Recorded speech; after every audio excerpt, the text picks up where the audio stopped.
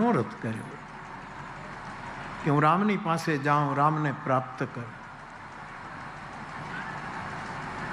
કોઈ પણ સંકલ્પ આપ કરો એમાં થોડોક અહંકારની ઉદ્ઘોષણા હોય જ છે. મનોરથ અહંકાર મુક્ત છે. થાય તો ઠીક છે, નહીં થાય તો ઠીક છે. એવો એક પ્રસંગ વિશ્વામિત્રજીનો છે, જેમણે મનોરથ કર્યો અયોધ્યા જવાનો અને પોતે ગયા. એવો જ એક બીજો પ્રસંગ રામચરિતમાનસમાં મનુ અને શત્રુપાએ મનોરથ કર્યો કે અમારે રામ જેવો દીકરો જોઈએ છે આવતા જન્મ, અમને રામ પ્રાપ્ત કરવા છે. અને તેથી એ પણ સંકલ્પનો ઉપયોગ નથી કરતા, મનોરથનો ઉપયોગ કરે કે અમારે ત્યાં આવતા જન્મે રામ જેવો પુત્ર જન્મે. ભરતજી પણ જ્યારે રામને મળવા માટે ચિત્રકૂટ જાય છે ત્યારે અનેક પ્રકારના મનમાં મનોરથો કરતા જાય છે. ઈશ્વર પ્રાપ્તિ માટે વૈષ્ણવો, મારા ભાઈ બહેનો, મારા સાધકો, મારા ફ્લાવર્સ, ઈશ્વરને જેને મૂળ તત્વને પામવું છે, ઈશ્વર સંકલ્પથી નહીં પ્રાપ્ત થાય.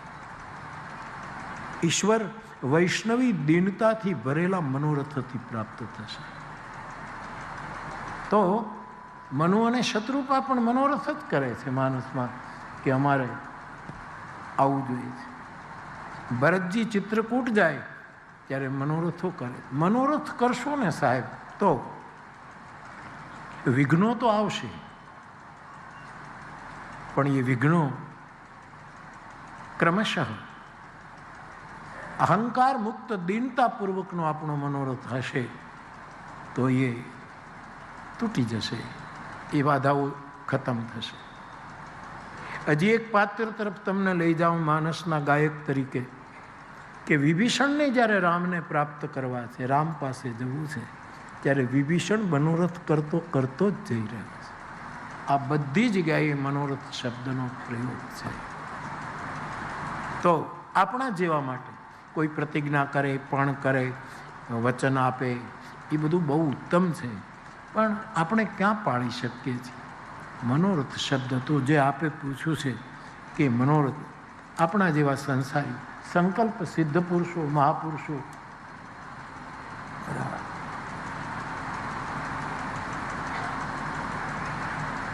બાપુ પ્રણામ પ્રણામ, જય સિયારામ, બિરાજો બાપુ બિરાજો.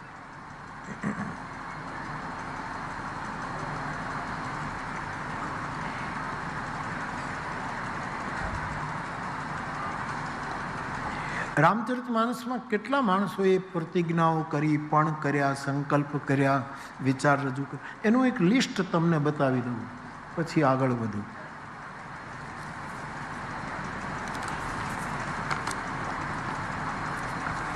સૌથી પહેલો સંકલ્પ તો તુલસીદાસજીએ કર્યો કે ભાષાબદ્ધ કરબ મેં સોઈ, હું આ કથાને ભાષાબદ્ધ કરીશ, એવો એનો એક શિવ સંકલ્પ છે. એ સ્પષ્ટ છે. પછી એમાં સંકલ્પ શબ્દ લખાયો હોય કે ન લખાયો હોય એમાં ન જશું. શાસ્ત્રના અર્થને સમજવા માટે એક બીજું શાસ્ત્ર છે આપણે ત્યાં, અને એને વૈદિક પરંપરામાં મીમાંસા કહે છે. તમે રામચરિતમાનસની એક ચોપાઈ લો અને એનો અર્થ તમને સમજાય નહીં, અથવા તો સીધો સાદો જે અર્થ હોય એ દેશકાળને અનુરૂપ ન હોય, ત્યારે ગુરુ કૃપાથી મીમાંસાને આશ્રય જવું પડે. શાસ્ત્રને સમજવા માટે એક બીજું શાસ્ત્ર હોય છે જેને મીમાંસકો મીમાંસા કહે છે. રામચરિતમાનસના એઝ ઇટ ઇઝ અર્થ મીમાંસા વગર થઈ નહીં શકે. એ મીમાંસા મારીને તમારી પાસે ગુરુ કૃપાથી નથી, એટલે માનસની અનેક ચોપાઈઓ ઉપર અનેક લોકો ગમે તેમ બોલે છે, ગમે તેવા અર્થો કરે. પણ મારે બહુ જ આ તપોભૂમિ પર કહેવું છે કે શાસ્ત્રના અર્થો સમજવા માટે એક બીજું શાસ્ત્ર જરૂરી હોય છે, અને એનું નામ છે મીમાંસા. તેથી સંકલ્પ શબ્દ હોય કે ન હોય, પણ તુલસીદાસજીએ આ નિર્ણય કર્યો કે મારે આ કથાને ભાષાબદ્ધ કરવી છે. જેમ કે ભગવાન મહાવીર સ્વામી તો ભગવાન છે. એ ધારક તો કેટલી અદ્ભુત વાણીમાં, પણ એમણે એકદમ ભાષાનો પ્રયોગ કરી. ભગવાને મને કાલે જે ગ્રંથો આપ્યા, હું મૂળ ભાષા જોતો હતો, એમાં આપણને સમજ ન પડે. એ તો એનું ભાષાંતર, એની મીમાંસા હિન્દીમાં છે, અંગ્રેજીમાં છે, એટલે સમજાય.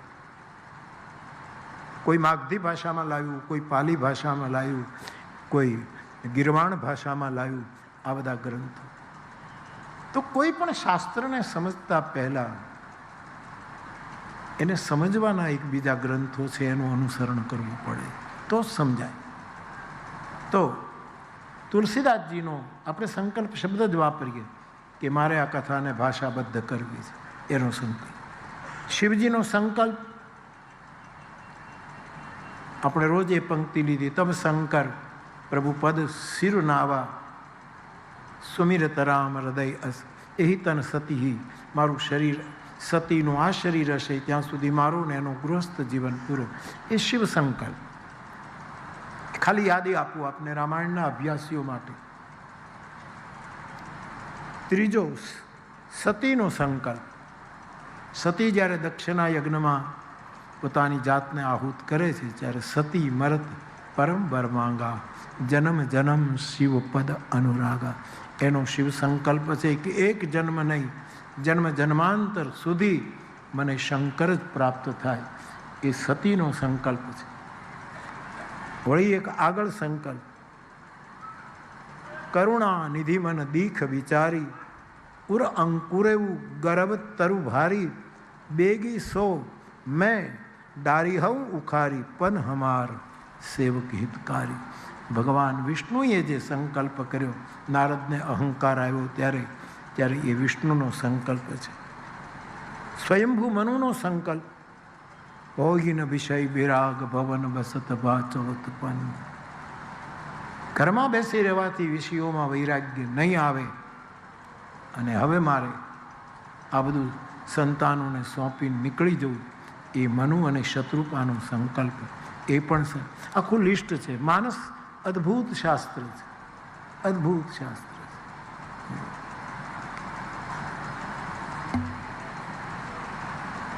વિશ્વામિત્રજીનો સંકલ્પ, તબ મુનિવર મન કિન્હ વિચારા પ્રભુ અવતરેવું હરણ મહી ભારા એહી મિસુ દેખો પદ જાઈ કરી બિનતી આનો દો ભાઈ. મનોરથ કરતા કરતા વિશ્વામિત્ર. એક ખાલી નોંધ આપણા પેલા માટે, જનકપુરની સ્ત્રીઓનો સંકલ્પ, જેહી વિધિ બિરંચી રચી સિંહ સંવારી તેહી સામલ બર રચેવું વિચારી તાસુ બચન સુની સબ હરખાની ऐसे ही हो કહું મૃદુબાની. હજી એક ઓર, સીતાજીનો સંકલ્પ, તન મન બચન મોર પનુ સાચા રઘુપતિ પદ સરોજ ચિત્તુ રાચા તો ભગવાન સકલ ઉર્વાસી કરી હે મોહી રઘુવર કે દાસી. એ સીતાનો સંકલ્પ. હજી એક અયોધ્યાકાંડમાં અયોધ્યાવાસીઓનો સંકલ્પ, રામ દર્શ હિત નેમ વ્રત લગે કરણ નર નારી મન હું કોક કોકી કમલ દીન વિહીન. એ અયોધ્યાવાસીનો શિવ સંકલ્પ માનસમાં નોંધાયો. ભરતજીના સંકલ્પ, આપની દારુણ દીનતા કહું સબહી સિરુ નાય દેખે બિनु રઘુનાથ પદ જીય કે જરની ન જાય એ કહી આંક ઇહઈ મન માહી પ્રાતકાલ ચલી હું પ્રભુ પાઈ. એ ભરતનો સંકલ્પ કે મારા જીવનમાં જે પીડા છે એ આગમાંથી મુક્તિ ત્યારે જ મળે કે સવારે આપણે બધા જ રામના દર્શન માટે નીકળીએ. રામજીનો સંકલ્પ અરણ્યકાંડમાં, નિશ્ચરહીન કરો મહી ભુજ ઉઠાઈ પનકીન. રામજીએ પ્રતિજ્ઞા કરી કે આખી પૃથ્વીને રાક્ષસ વગરની કરી નાખીશ અને મુનિઓના આશ્રમે જઈ અને સુખ આપી. એ રામનો અને એક બહુ જ મોટો સંકલ્પ નોંધાયો માનસમાં, વાલીનો સંકલ્પ. તુલસીદાસજી એની નોંધ લે છે. જે હિજોની જન્મો કર્મ બસત રામ પ્રદ अनुरागऊ यह तनय मम सम बिनय बल कल्याण प्रद प्रभु दीजिए गहिबाह सुर नर नाथ दास अंगद. એ વાલીનો શિવ સંકલ્પ છે. વિભીષણનો સંકલ્પ, રામ સત્ય સંકલ્પ પ્રભુ સભા કાળ વશ તોરી, એ વિભીષણનો સંકલ્પ છે. વળી એક ભગવાન રામનો એક બીજો સંકલ્પ, પરમ રમ્ય ઉત્તમ યહ ધરણી, મહિમા અમિત જાય નહીં બરણી, કરી હું યહ શંભુ સ્થાપના, મોરે હૃદય પરમ કલ્પના. રામેશ્વરની સ્થાપના કરવાનો રામનો શિવ સંકલ્પ એ પણ નોંધાયો. અંગદનો બહુ મોટો સંકલ્પ રામચરિતમાનસમાં. આ રહી ન જાય એટલે ક્રમ માટે આખો સ્વાધ્યાય પેલો કે આમ આડાવડું ન થાય. અને થોડોક તમને ખબર પણ થોડોક તમને ખ્યાલ આવે કે આ ચોપડી નથી, આ તુલસીદાસજીની ખોપડી છે. આ ચોપડી નથી, આ ખાલી પુસ્તક નથી, આ તમામ શાસ્ત્રોના સારથી ભરેલું એક મહિમાવંત સદગ્રંથ છે. એનો થોડોક પરિચય આપણને આવે એટલા માટે આ થોડોક સ્વાધ્યાય શ્રમ તમારી પાસે રજૂ કરું. અંગદનો સંકલ્પ, સમુજી રામ પ્રતાપ કપિ કોપા, સભા માજ પન કરી પદ રોપા, જવ મમ ચરણ સકસી સટારી, ફિર રામ સીતા મેં હારી. અંગદનો સંકલ્પ જ્યારે પગ રાખ્યો છે તો એ અંગદનો સંકલ્પ. અને છેલ્લે મારા કાગભૂષુંડીજીનો, તુલસીદાસજી. આટલા જે તારી વાત તે આપને કહું છું, બાકી એનો સ્વાધ્યાય કરીને આપણે આપ ઘણું વિસ્તાર કરી શકો. પણ ભૂષુંડીજીનો જે સંકલ્પ છે, રામ ચરણ બારીજ જબ દેખો તબ નિજ જન્મ સફળ કરી લો. રામ ચરણ કમલના દર્શન જ્યાં સુધી ન થાય ત્યાં સુધી મારા જીવનને સફળતા. તો આવા અનેક પ્રતિજ્ઞાના પણોના વચનના આવા આલેખો રામચરિતમાનસમાં છે. પણ મેં ગઈકાલે આપને કહ્યું હતું કે સંકલ્પ શબ્દ કેવલ 4 વાર છે રામાયણ. સંકલ્પ શબ્દ એ કેવલ 4 વાર, એની વાત આપણે કાલે કરી હતી.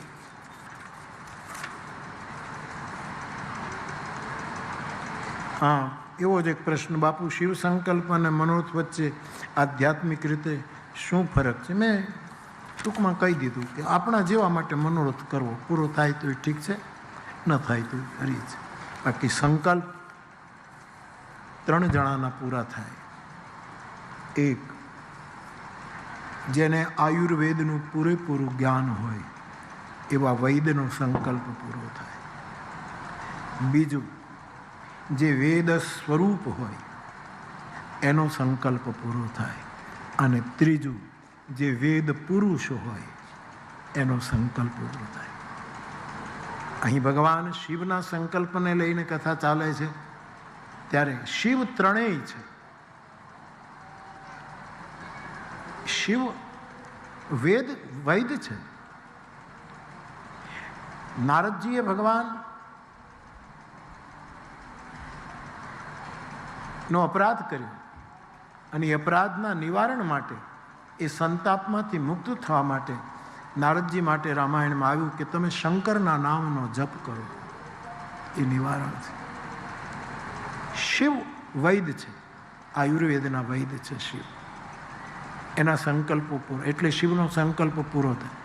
બીજું, જે વેદ સ્વરૂપ હોય, શિવજી વેદ સ્વરૂપ છે. નમામિ શમીશાન નિર્વાણ રૂપમ વિભુમ વ્યાપકમ બ્રહ્મ વેદ સ્વરૂપ. એ વેદ સ્વરૂપ છે એટલે એનો સંકલ્પ પૂરો થાય.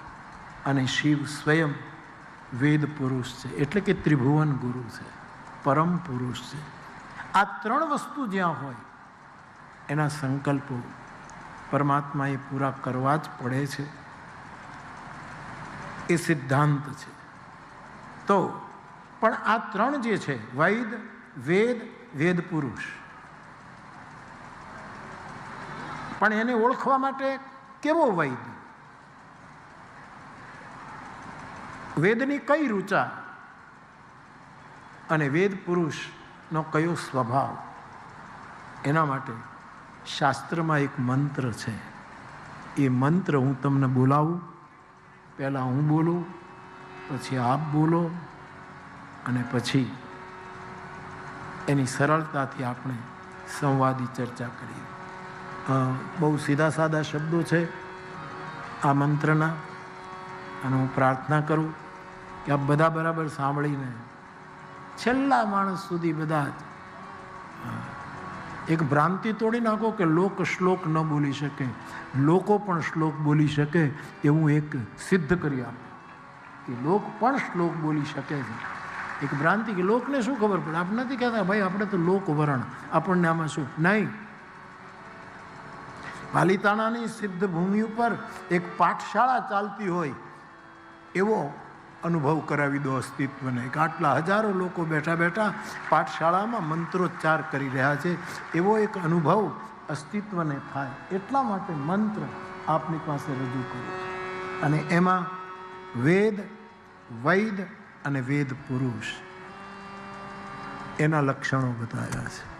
એટલા માટે આપ બરાબર સાંભળજો અને બધા જ લગભગ બરાબર સાંભળીને બોલજો એવી વિનંતી, મારી પ્રાર્થના.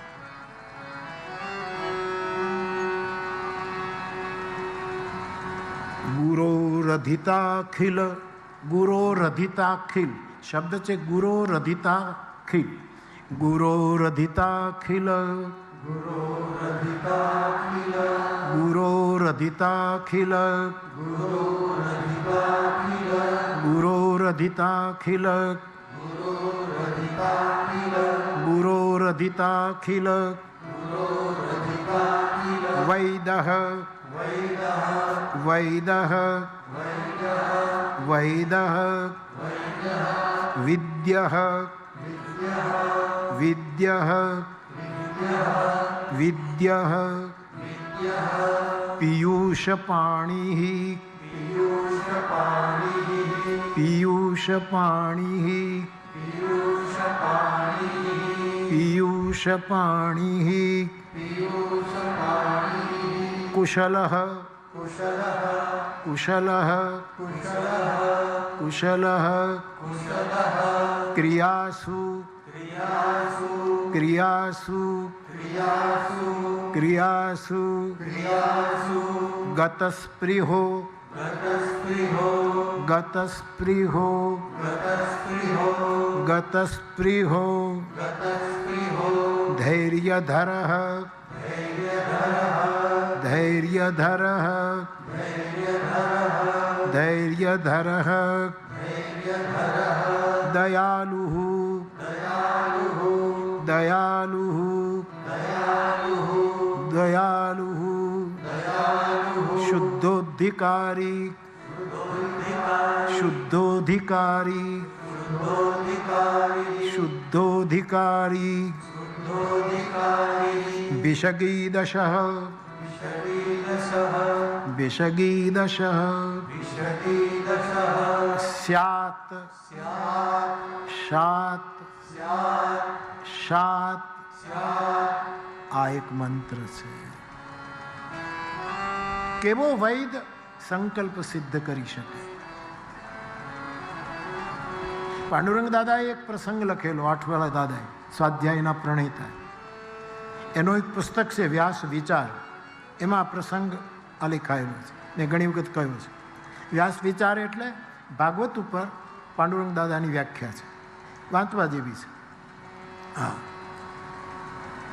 ભાગવતની કથા ગાતા હોય અથવા તો આપણે સાંભળતા હોય, બધાને ઉપયોગી થાય એવો એક ગ્રંથ છે વ્યાસ વિચાર, જેમાં દ્વાદશે સ્કંદ ઉપર પાંડુરંગ દાદાએ પોતાની રીતે પોતાના વિચારો વ્યક્ત કર્યા છે. એમાં એમણે પ્રસંગ લખ્યો છે કે રામપુરના નરેશ, આ વાત મેં તમને ઘણી વખત કહી છે, રામપુરના નરેશ એ બીમાર પડ્યા, અવાજ જ ન નીકળે, કફ જામી ગયો કે ખબર નહીં શું થયું, બોલી જ ન શકે. હવે રામપુર નરેશ છે, દેશભરમાંથી વૈદો, હકીમો, ડોક્ટરો, વિદેશમાંથી પણ બોલાવ્યા, પણ અવાજ નીકળે જ નહીં, બસ કંઠ બિલકુલ પેલો થયો. મને એક મારા કથાકારે બહુ સરસ પૂછ્યું હતું કે બાપુ કથા કરતા કરતા કંઠ બેસે નહીં અવાજ બેસે નહીં, એના માટે કોઈ કિમિયો મેં કીધું એક જ, કંઠ વૈકુંઠને હોંપી દેવો, એનો અવાજ નહીં બેસે. જેણે કંઠ વૈકુંઠનાથને આપી દીધો હશે કે મારે તારા ગુણગાન ગાવા માટે જ મારી જીભ, એને વાંધો નહીં આવે. કંઠ જાણે વૈકુંઠને હોપ્યો છે. સાવ જામનગર રામપુરના રાજાને આ બનેલી ઘટના પાંડુરંગ દાદા નોંધે છે.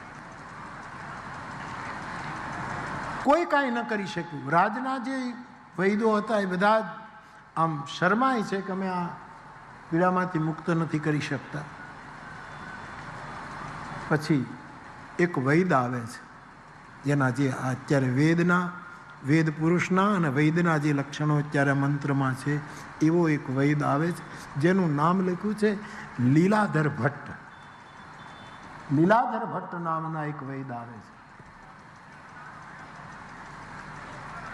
અને આ એવા સિદ્ધ મહાપુરુષ હતા કે પહેલાં જે કોઈ સાજા ન કરી શક્યા રામપુર નરેશને, એને આના તરફ ઈર્ષા હતી. એટલે થયું કે કોઈ તો કાંઈ કરીશું, લીલાધરને અજમાવવા દો. બોલાવ્યા. રાજા સૂતા છે અને લીલાધર ભટ્ટે એમ જ કહ્યું કે દવા પીવડાવીને સાજું કરવું કે દવા દેખાડીને સાજું કરવું. અરે બધાને નવાઈ લાગી કે આ તો માણસ દવા પીવડાવે એવી રીતે સાજન, આ તો દેખ. એટલે બધા એ આમ વિરોધમાં તો હતા. તમે થોડીક ઊંચાઈ પકડો એટલે વિરોધ થવાનો જ. વિરોધ ન થાય તો સમજવાનો હજી ઊંચાઈ નથી પકડી. આ નિયમ છે.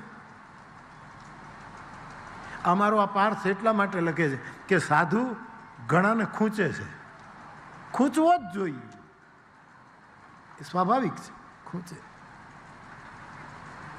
એટલે લીલાધર તરફ બધાને દ્વેષ. આનું આજે પરીક્ષા થશે તો કે દેખાડીને કરી દો ને, દવા પાઈને તો શું દવા દેખા. અને સાવ સીધી વાત પાંડુરંગ દાદાએ લખી કે કીધું કે ભાઈ 1 ડઝન લીંબુ મંગાવો. 1 ડઝન લીંબુ લઈ આવ્યો અને એક ચાકુ આપો. રાજા સૂતા છે, આટલા વખતથી બીમાર, અવાજ નીકળે નહીં. અને લીલાધર ભટ્ટ એ લીંબુ લઈ, ચાકુ લઈ અને રાજાની આંખોની સામે આમ લીંબુ કાપે, આમ કાપે અને એક લીંબુ, બીજું, ત્રીજું, 5-6 લીંબુ, એમાં રાજાના ગળામાં જે કફ જામ્યો એની રસગ્રંથિ છૂટી પડવા માંડી. લીંબુના પાણીને લીધે રસગ્રંથિઓ છૂટવા માંડી. અને 1 ડઝન લીંબુ જ્યાં કાપ્યા ત્યાં રાજા જય સિયારામ કરીને બેઠા થઈ ગયા, ઊભા થયા. રસ જાગે. આ કથા શું છે? અમારી લીંબુ કાપવાની કળા છે. ખાલી તમે દવાને પીવડાવતા નથી. એક ચોપાઈ, એક શ્લોક, એ લીંબુ અમે વાવટી અને તમારા હૃદયમાં કફ જામ્યો છે એની રસગ્રંથિઓ ખોલવાનો આ પ્રયોગ છે કે માણસ નહીંતર શું કામ સાંભળે. મનસુખભાઈ આપણા આદરણીય મિનિસ્ટર સાહેબ, એ તો એના કામ હશે એટલે નીકળી ગયા, પણ એણે કબૂલાત સાથે કીધું કે અમારા કોઈ કાર્યક્રમ હોય રાજકીય તો અમારે કેટલા તંત્રને કામે લગાડવું પડે, કેટલા વખતથી કરવું પડે, કેટલું માણસોને ભેગું કરવું પડે, અને એમાંય બધા આંટા જ મારતા હોય, કોણ સાંભળે કોણ. અને આ ભગવત કથાઓમાં આટલા માણસો સાવ શાંતિથી બેસે છે. એની પાછળ કયું રસ જાગે. અમે લીંબુ કાપીએ છીએ. અને પાંડુરંગ દાદા એ 12 લીંબુ શું કામ લાવ્યા? એ 12 સ્કંદી લીંબુ છે. પહેલો સ્કંદ કાપ્યો, બીજો કાપ્યો, ત્રીજો, અને એની જે શેડો ફૂટી એમાં આ લીંબુ. તમને કેમ રસ શું કામ પડે છે? એની એ કથા અમે ગાઈએ છીએ. પણ આ દવા પીવડાવીને તમને સાજા કરવાની પ્રવૃત્તિ નથી, ખાલી દવા દેખાડીને સાહેબ રસ જાગે. આટલી શાંતિથી લોકો, હજારો માણસો સાંભળે. અને મનસુખભાઈ સજ્જન માણસ કે એણે સ્વીકારપૂર્વક આ વાત સ્વીકારી, નહીંતર કોણ સ્વીકારે છે? આટલી શાંતિથી હજારો લોકો સાંભળે છે. મેં તો કેટલી વાર પ્રયોગ કરી દેખાડ્યો કે હું બોલતો બંધ થઈ જાઉં.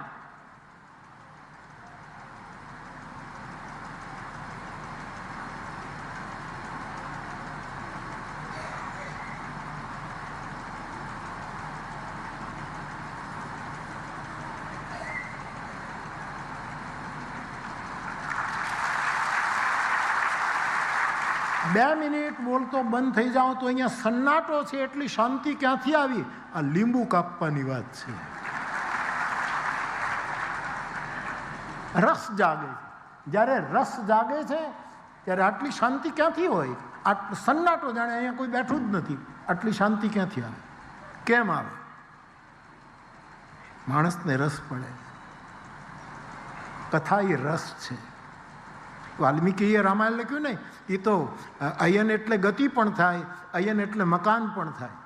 એ તો મંદિર છે. મંદિરમાં ગમે ત્યારે ન જવાય. પંડિત રામકિંકરજી મહારાજનો અર્થ છે કે વાલ્મીકી રામાયણમાં બધા નથી પ્રવેશ કરી શકતા, કારણ કે એ મંદિર છે.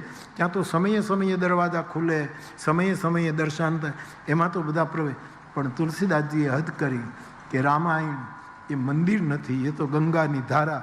અને ગંગાની ધારા એ ગંગાને કિનારે કોઈ દરવાજા ખોલવાનું હોય નહીં. ગમે ત્યાં જાઓ, ગમે ત્યારે જાઓ, ગમે ત્યારે ડૂબકી મારો, એ સતત બધાના માટે સ્વીકાર્ય છે. તો રસ જાગે છે લોકો.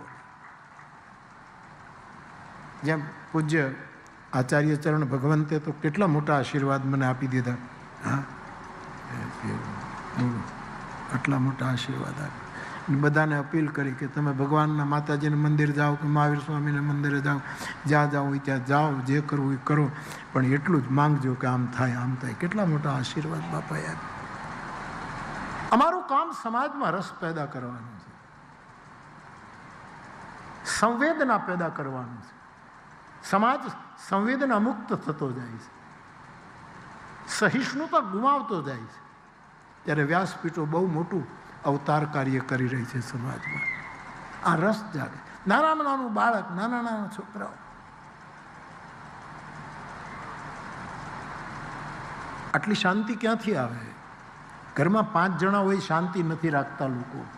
અને આટલી શાંતિ અને આટલી વિરાટ સભામાં.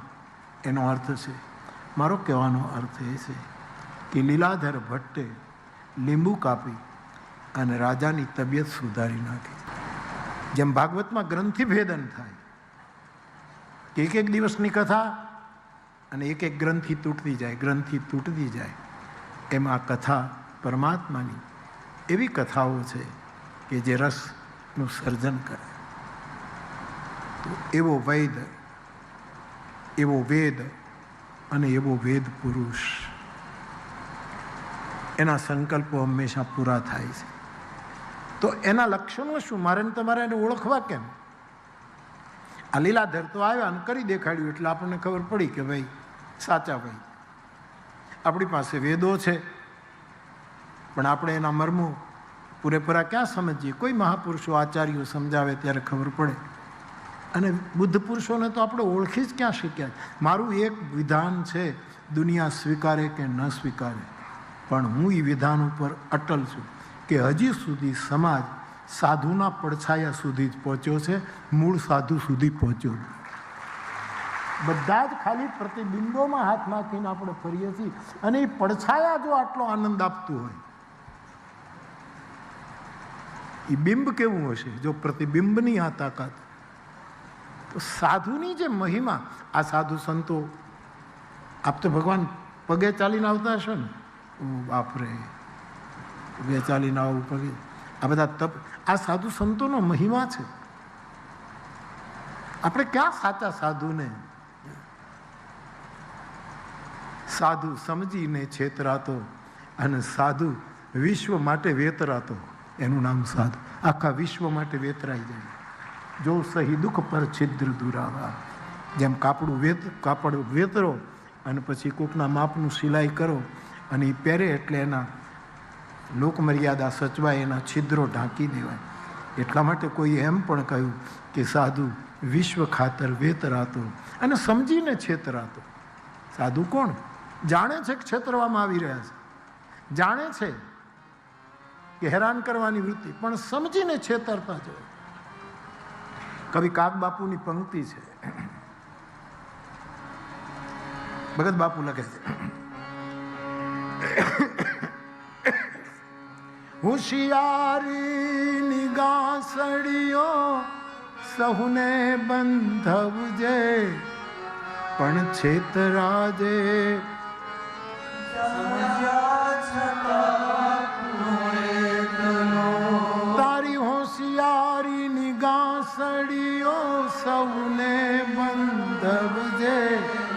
છેતરાજે સમજ્યા છતાં. અને સાધુ હોય તો સાધુતા નિભાવવી હોય તો 14 રત્નો મંથનના વિષ્ણુને દઈ દેજે. પણ શિવ થાજે સાગર કિનારે એક તારી શીતલ છાયલડીમાં સહુને સુવડાવી. તું તો તપજે તારા સંતા. મહાવીર સ્વામીએ શું ભૂલ કરી? ઓલા ખીલા કાનમાં નાખી દીધા છે. શું સાધુઓએ સહન કર્યું? અને છતાંય અહિંસા અને કરુણાથી રોમ રોમ ભરેલું હતું. અને તેથી આપ આચાર્યો પાસેથી સાંભળતા ચંડકોશી નામનો સાપ આવી અને ભગવાન મહાવીર પ્રભુને દંશ દે તો લોહીને બદલે દૂધ નીકળ્યું. એવી વાત આપણે ત્યાં લખાઈ છે. માણસને સર્પદંશ થાય, શરીરમાં આપણે તો શરીરમાંથી લોહી જ નીકળે, દૂધ કેમ નીકળે? આ ફિઝિકલ સાયન્સથી વિરુદ્ધ છે. અને કોઈ પણ વસ્તુને વૈજ્ઞાનિક રીતે સ્વીકારવી જોઈએ. યદ્યપિ અમુક વસ્તુ વિજ્ઞાનથી બહાર છે, આઈ નો.